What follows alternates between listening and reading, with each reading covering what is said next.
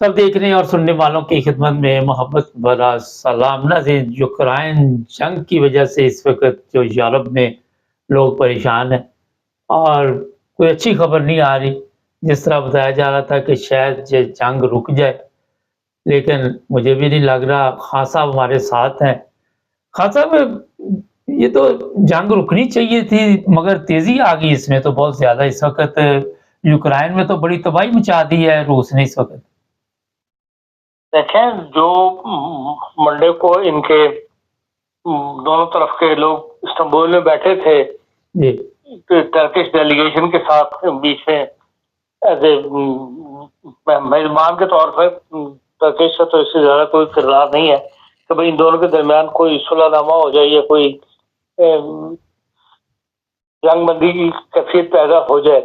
لیکن اس سے ایک رات پہلے جو کچھ یوکرائن نے کیا روس کے بعد، اور اس کے جواب میں پھر ظاہر بات ہے روس خاموش تو نہیں رہے گا۔ اسی لیے وہ مذاکرات جو ہیں وہ ودن 1 آور، 1 آور سے بھی کم مدت میں وہ ختم ہو گئے۔ سوائے اس کے جنگ پہ تو انہوں نے بات نہیں کی، انہوں نے صرف یہ کہ جو جنگی قیدی آپس میں ایکسچینج کر رہے ہیں ان کے اوپر بات کی گئی، اور یہ کہا گیا کہ بھئی 12,000 یا 20,000 جو ڈیڈ باڈیز ایک دوسرے کے پاس موجود ہیں ان کے سپاہیوں کی جنہوں نے جنگ میں حصہ لیا تھا، وہ ایک دوسرے کو واپس کر دی جائیں گی، اور اس کے بعد یہ میٹنگ جو ہے وہ ختم ہو گئی۔ ظاہر ہے کہ روس کا انٹرسٹ نہیں ہوگا یا روس نے کوئی ایسا دلچسپی ظاہر نہیں کی ہوگی جس سے جنگ کے رکنے کے سامان پیدا ہوتے۔ اب اس کے بعد سے ایک یورپ کی طرف سے تو یورپین یونین کے ممبران ملک کی طرف سے تو ایک خطرے کا الارم بجا، اور وہ خوفزدہ ہے کہ بھئی ابھی اس کا ریئیکشن کیا آتا ہے روس کی طرف سے، روس کس قسم کے رد عمل کا ظاہر کرتا ہے، اس سے یورپ کیا افیکٹ کرے گا یا دنیا پہ کیا افیکٹ پڑیں گے۔ اسی لیے جرمن صدر صاحب جرمن چانسلر صاحب جو جا رہے ہیں ملنے کے لیے امریکن صدر سے، اس سے بھی انہوں نے یہی کہا ہے کہ بھئی ہم دوبارہ ہماری مین جو ایجنڈا ہوگا وہ یہی ہوگا کہ یورپ اور امریکہ کے درمیان جو ریلیشن شپ پہلے قائم تھی اس قسم کی، وہی ریلیشن شپ جو ہے وہ دوبارہ قائم ہو جائے امریکہ اور یورپی یونین کے درمیان۔ دونوں ایک گریٹ پارٹنر بن کے جو ہے وہ انٹرنیشنل پالیٹکس کے اندر اپنا کردار ادا کریں، اور یہ باتیں ظاہر کرتی ہیں کہ یورپ بھی کچھ ڈرا ہوا ہے، اور وہ یہی چاہتا ہے کہ بھئی کیونکہ ظاہر ہے جو نیا اگر سسٹم بھی کھڑا کر رہا ہے تو اس کے اندر ممکنہ 5-10 سال لگ جائیں ڈیفنس کا، تو اس لیے وہ چاہتے ہیں کہ امریکہ کے ساتھ ان کی زیادہ جو ہے وہ قربت جو پرانی تھی نیٹو کے تھرو وہ قائم رہے۔ اب اس میں کیا کامیابی ہوتی ہے یہ 1-2 دن میں دورے کے بعد جو ہے وہ بات سامنے آ جائے گی، لیکن دوسری طرف روس کو اوپر مزید پابندیاں بھی لگانے کی بات یورپین یونین کر رہی ہے۔ اب تک تو صرف گیس اور تیل کی پابندیاں لگانی تھی، وہ لینے کی پابندی تھی، لیکن ابھی 2 دن پہلے جو یورپی یونین ہے اس میں ڈسکس کیا گیا ہے کہ بھئی روس سے کھاد جو ہے وہ نہ لی جائے، اور پہلی دفعہ یہ بات پتہ لگی ہے مجھے سے ناظرین کو کہ بھئی روس اور جو ہے وہ $15.3 بلین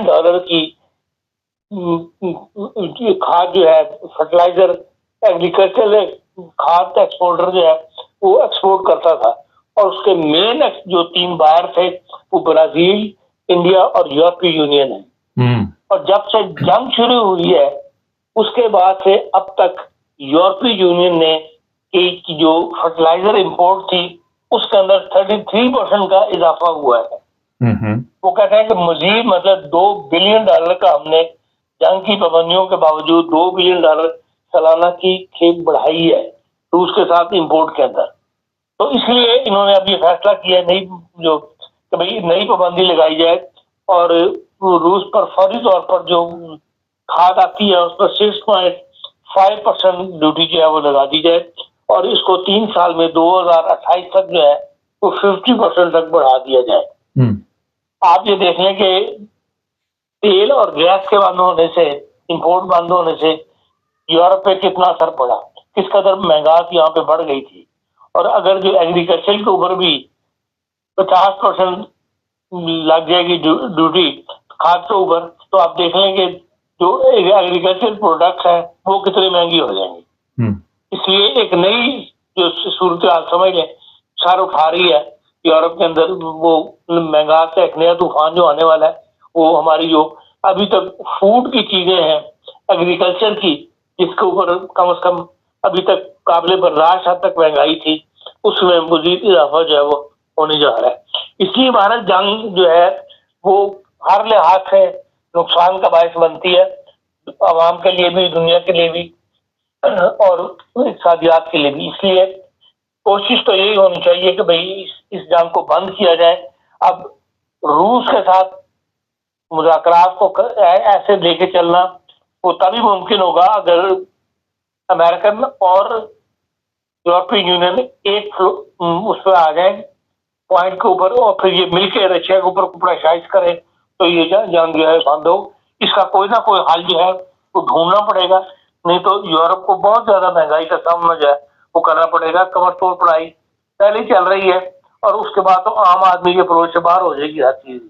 اس لیے باہر جو بھی صورتحال کا درپیش ہے اس کا حل ڈھونڈنا پڑے گا. اب یہ جنگ زیادہ دیر تک برداشت نہیں کی جا سکتی. خاصا 1 لاکھ ڈرون دے گا انگلینڈ یوکرائن کو، اور آپ دیکھ رہے ہیں کہ ایک امن کی طرف کم ہی جا رہا ہے کام، لیکن جنگ کی طرف زیادہ جا رہا ہے. دیکھیں امن کی بات چیت تو بہر ساتھ ساتھ چلتی رہتی ہے، اور جنگیں بھی ساتھ چلتی رہتی ہیں، لیکن اس کے دوران کوششیں بھی جاری رہتی ہیں. تو یہ تو نہیں ہو سکتا کہ امن کی کوشش شروع ہو جائے تو اس کے بعد جنگ کی تیاری جو ہے وہ بند کر دی جائے. اپنی جگہ ہر صبح الرٹ ہوتا ہے اور اپنا کام کر رہا ہوتا ہے. تو بہرحال جو اسکیم ان کو فائدہ پہنچا ہے جس اسکیم نے، اس کے لیے یوکرائن یقیناً برطانیہ کیونکہ پارٹنر بنا ہوا ہے اس وقت یورپ کا، جو مین 5 پارٹنر میں بھی برطانیہ بھی شامل ہے، لیکن اسی برطانیہ کا ملنا بھی امریکہ پہ ڈیپینڈ کرتا ہے. اگر امریکہ اس کو منع کر دے تو وہ کبھی بھی وہ اقدام نہیں کرے گا جو جس سے امریکہ اس کو منع کرے، کیونکہ ریلیشن شپ تو ہمیشہ ایسی رہی ہے، یورپین یونین پہ سائڈ پہ رہ جاتی ہے اب تک جو ہم نے دیکھا ہے. اس لیے باہر تیاری کے لیے یقیناً 1 لاکھ مانگے ہوں گے یا انہوں نے آفر دی ہوگی 1 لاکھ کی، لیکن دے پائیں گے یا نہیں دے پائیں گے یہ بات کی بات ہے. اچھا، یورپ سے کچھ ہمارے پاس خبریں ہیں اسکینڈینیویا سے اور آس پاس کے ممالک سے کہ عوام بھی خوف زدہ اور بنکر شنکر تیار ہو رہے ہیں، اور لوگوں کو پتہ ہی نہیں کہ کیا ہو جائے اگلے منٹ میں، اگلے چند دنوں میں.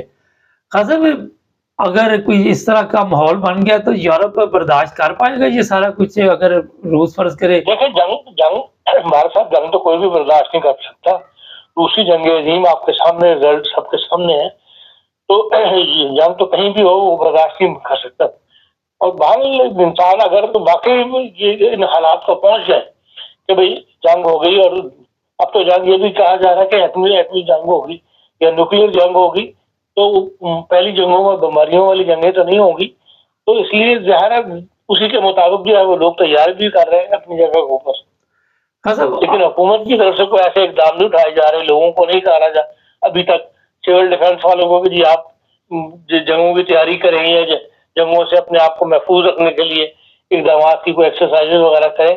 ابھی اس طرف تو معاملات نہیں گئے، لیکن جس ڈائریکشن میں جنگ بڑھ رہی ہے ممکن ہے اس کی بھی ضرورت پیش آ جائے. لیکن لوگ خود دیکھ رہے ہیں حالات اس کے مطابق ہے، تو خاصا تھوڑے بہت ذہنی طور پہ تیار کر رہے ہیں اپنے آپ کو نا.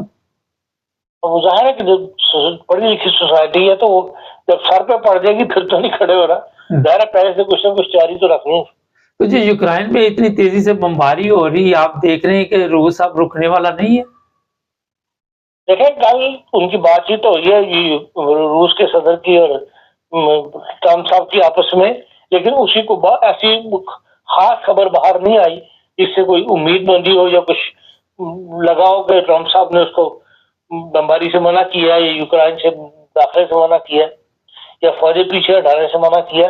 وہ ایسی خاص میری نظر سے نہیں گزری. ممکن ہے کہ ایسی بات کو موجود ہو. بہت شکریہ. میں تو وہی بتاتا ہوں جس کو میں نے خود پڑھا ہو. جی بہت شکریہ. ناظرین، ہمارے پاس یہ اطلاع ہے کہ لوگ جو ہے اپنی مدد آپ کے تحت ایسی سوچ ان میں پیدا ہو رہی ہے کہ اگر کوئی ایسے حالات ہو جائے تو کس طرح پھر اپنے آپ کو بچانا ہے، کیونکہ افراتفری پھیل جاتی ہے، کئی مشکلات کا سامنا ہوتا ہے۔ آپ نے دیکھا کھانے پینے کے مسائل شروع ہو جاتے ہیں۔ جب کرونا تھا تو اس وقت بھی اسٹوروں پہ کیا حالات ہو گئے تھے۔ تو جو چیز ہے وہ یہ ہے کہ ہر بندہ اپنی سوچ کے مطابق چل رہا ہے اس وقت۔ جہاں تک خان صاحب نے کہا کہ گورنمنٹ کی طرف سے کوئی نہیں ہے چیزیں، لیکن پہلے اس طرح کے اکا دکا اعلانات ہوتے رہے اور لوگ پھر جب دیکھتے ہیں کہ حالات کنٹرول میں نہیں ہو رہے تو خود ہی اپنا بندوبست کرنا شروع کر دیتے ہیں۔ کئی جگہ پہ مذہبی رہنما ہیں، انہوں نے بھی توجہ دلائی ہوئی ہے، دیکھتے ہیں کیا ہوتا ہے۔ لیکن اس وقت یورپ میں اس چیز کا خوف موجود ہے۔ میں خود یورپ میں کئی ممالک میں آتا جاتا رہتا ہوں، لوگوں سے ملتا ہوں کہ جنگ کی عام باتیں ہو رہی ہیں۔ پہلے تو یہ تھا کہ بڑے لوگ تھے جو بڑی عمر کے وہ تھے، اب ینگ جو بچے ہیں وہ بھی اس طرح کی باتیں کرتے ہیں کہ شاید آنے والے دنوں میں کوئی خطرناک جنگ جو مسلط کی جائے یورپ کے اوپر۔ یورپ اس کا مقابلہ کیسے کرے گا؟ میں پھر اپنے پروگرام میں کہوں گا کہ اتنی کمزور، اتنا ایزی بھی یورپ کو نہیں لینا چاہیے، چاہے تیاری ہے یا نہیں۔ انگلینڈ، فرانس ایٹمی قوتیں ہیں، اور روس بھی کسی غلط فہمی میں نہ دے کہ شاید وہ یہ بڑکے چڑکے لگا کے تو ان کو کہے گا جس طرح مرضی چلا لے۔ تو روس بھی میرا خیال ہے کہ سمجھتا ہے کہ اتنا آسان نہیں ہے یورپ کے ساتھ، چاہے امریکہ چھوڑ بھی گیا۔ میں پھر یہی کہوں گا کہ اگر کوئی ایسا وقت ہے تو یورپ روس کو اٹھنے نہیں دے گا، اور شاید ہو سکتا ہے کہ روس کو زیادہ نقصان اٹھانا پڑے۔ چینل کو سبسکرائب کر لیں، جڑے رہیں ہمارے ساتھ تاکہ اور بھی پروگرام دیکھتے ہیں۔